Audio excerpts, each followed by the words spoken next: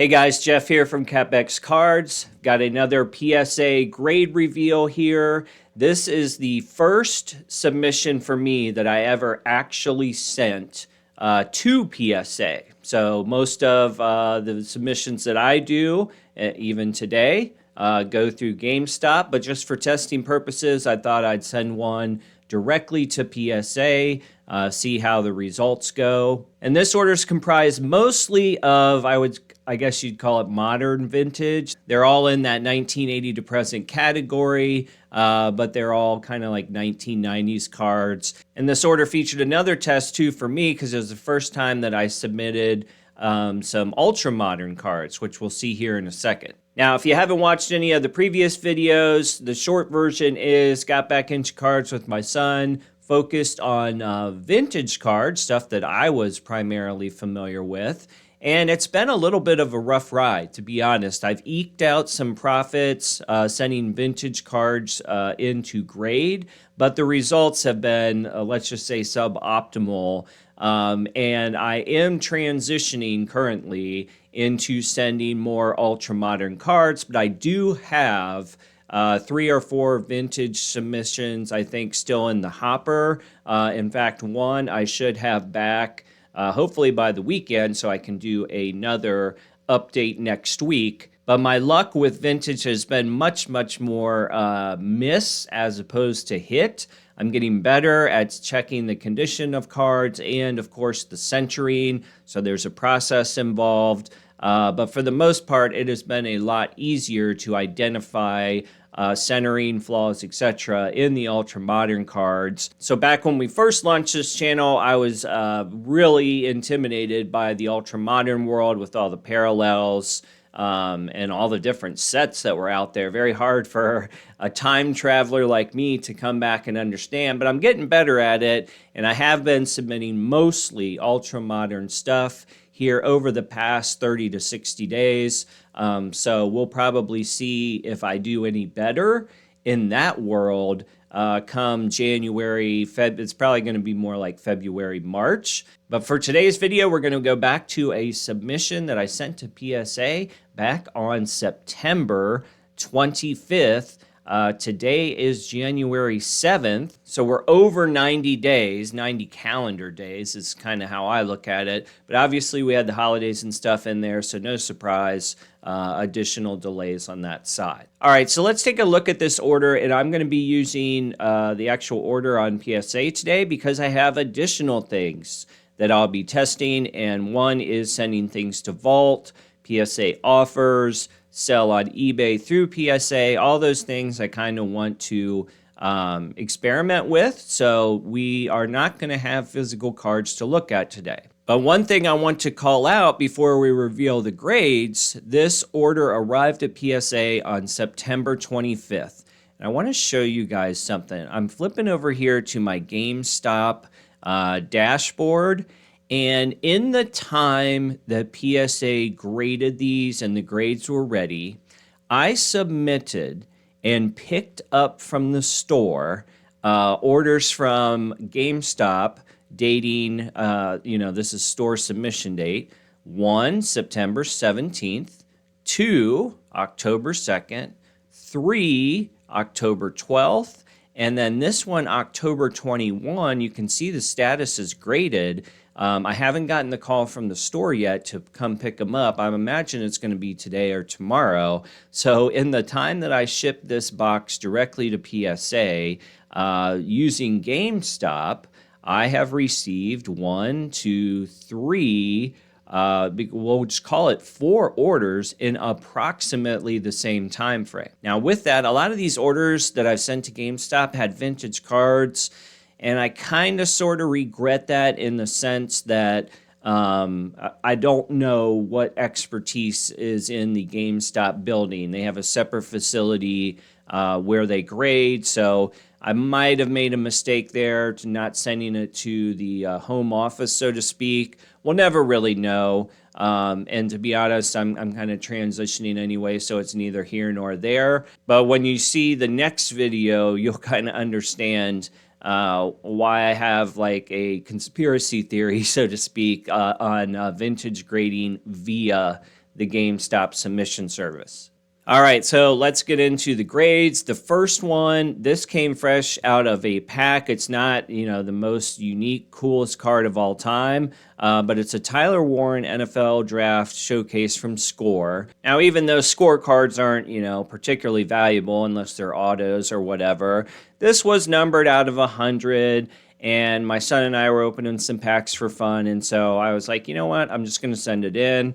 At the time, back in September, I thought, Tyler Warren's off to a good start. I think he's going to, be a strong rookie. And that turned out to be true. However, anytime you go ultra modern and you end up with a mint 9, the ceiling on this card was probably, I don't know, 75, 80 bucks if it was an absolute 10, and that might even be high. So coming in with our first 9 of the day, this one will be, probably lucky to break even. All right, the next modern card I sent in, same situation, busted out of a pack, was this 2024 Select Brock Bowers. This card is also numbered, looks like 350, 367, something like that. And looking at this card today, again, I sent it in because I got it fresh out of a pack. I was interested in getting some ultra-modern stuff sent into PSA. But right off the bat, assuming these swirls are aligned, you can probably see my mouse cursor perhaps, but I can see that this one is slightly off-centered, heavy here on the left side. And it may also be slightly off-centered, heavy on the top. So from a 9 perspective, this one I sort of understand. I didn't really look through the Tyler Warren much. I mean, this is a paper card, so God knows, what they picked on there. But the Bowers, I can accept the 9. You see that there's an $18 offer, which I'm going to pass on. I'm going to send this to the PSA vault and just wait until football season next year, just to kind of get a feel for the vault process and how these offers may change over time. All right, first actual vintage card here, 1998 Randy Moss rookie card. This is a somewhat special variation. Certainly not rare by any means, but it's not going to be rare at all when it gets a PSA 8. I tried to look at this more closely, and I don't know if the magnification will show up on the screen very well, but I thought it was clean.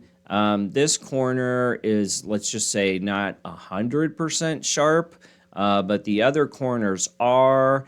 And then I don't recall that there's any surface scratches or anything I called out. I think the centering, if we go up here, you can see how the magnifying glass on the mouse pointer fits in pretty well.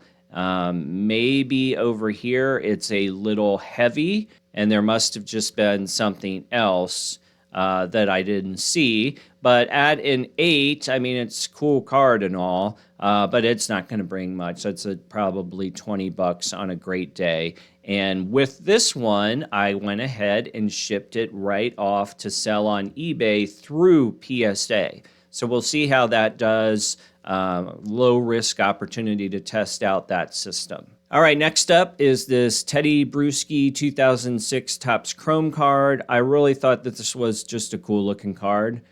So I sent it in. I got it in a card show amongst a lot of other stuff, a lot of other cards. This one was thrown in.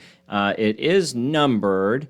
It looks like maybe to 750. So I thought there would be plenty of Patriots fans who would be interested in this. If it got a 10, it certainly had potential. But like all smaller cards at a 9, I'm just not sure how that will do. I believe I'm shipping this as another one to sell on eBay. All right, next up we have this 96 Upper Deck Kobe Bryant. Unfortunately got an 8. This one does not really surprise me on the 8 because it is a paper copy. It has a ton of color to it, particularly when we flip over to the back.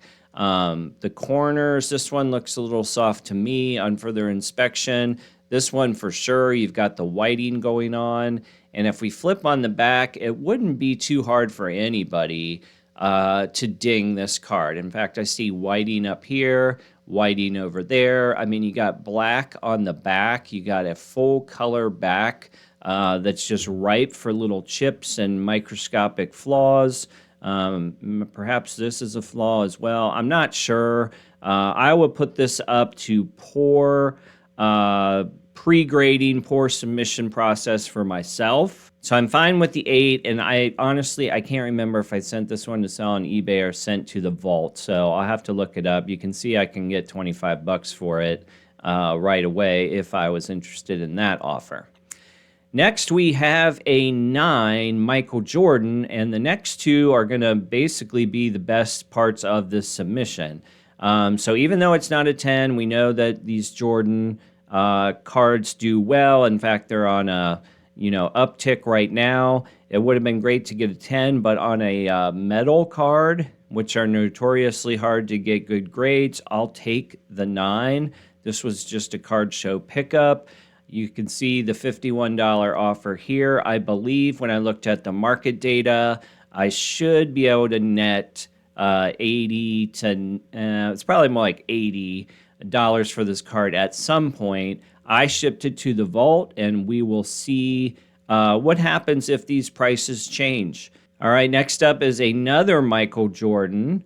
This one is a 96 Finest. This one I bought at a card show, I think for $10, and it still had the protective wrap on it.